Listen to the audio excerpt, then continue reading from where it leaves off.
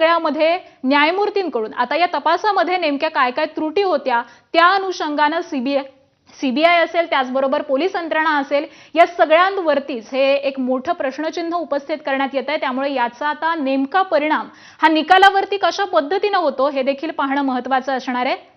माफीच्या साक्षीदाराच्या साक्षीवरती टिकून राहणं पूरक नाही असं एक मोठं विधान त्यांनी केलेलं आहे। तर पोलिसांनी तपासामध्ये एकाही आरोपीचा मोबाईलही जप्त केलेला नाहीये असं देखील ते म्हणतात। ही दोन दृश्य आपण पाहतोय, एकीकडे पवनराजे हत्याकांडाचा निकाल त्याचं वाचन सुरू आहे, तर दुसरीकडे कोल्हापूरमध्ये आज अमित शहा आहेत। अमित शहांचा कोल्हापूर दौरा आहे आणि त्याच अनुषंगाने त्यांची जाहीर सभा देखील होणार आहे। या सभेसाठी मुख्यमंत्री देवेंद्र फडणवीस असतील, उपमुख्यमंत्री एकनाथ शिंदे असतील, हे देखील दाखल झालेले आहेत आणि अमित शहांच्या उपस्थितीमध्ये आता या सभेला सुरुवात होतीये। तर कोल्हापूरमधली ही दृश्य आपण पाहतोय, दोन मोठ्या महत्त्वाच्या घडामोडी सध्या राज्यातल्या आपण पाहतोय। एकीकडे कोल्हापूरमध्ये अमित शहा आहेत, त्यांचा अत्यंत महत्त्वाचा असा दौरा आहे। या सभेमध्ये अमित शहा नेमकं काय बोलतात हे देखील पाहणं महत्त्वाचं आहे। तर दुसरीकडे पवनराजे निंबाळकर हत्याकांडाचा निकालाचं वाचन सुरू आहे। निकाल वाचनाला सुरुवात झालेली आहे आणि माफीच्या साक्षीदाराची जी साक्ष आहे त्याचा जो दबाव नोंदवलेला आहे, या सगळ्याच्याच अनुषंगाने न्यायमूर्तींकडून महत्त्वाचं असं हे वाचन सुरू करण्यात आलेलं आहे।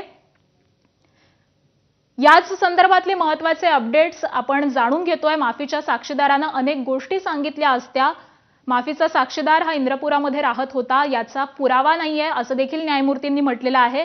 त्याचबरोबर आनंददेवींच्या दाव्याला पुरावा नाही असं देखील न्यायमूर्तींनी म्हटलेलं आहे। त्यामुळे या एकूणच तपासामध्ये ज्या ज्या काही त्रुटी आढळून आलेल्या आहेत यांचं वाचन हे न्यायमूर्तींकडून सध्या सुरू झालेलं आहे। आमचे प्रतिनिधी सचिन गड आपल्या सोबत आहेत, ते या सगळ्याच प्रकरणासंबंधीचे निकालासंबंधीचे अपडेट्स आपल्याला देतात। सचिन, आत्ताचे काही अपडेट्स समोर येत आहेत का? न्यायमूर्ती नेमकं काय म्हणतात?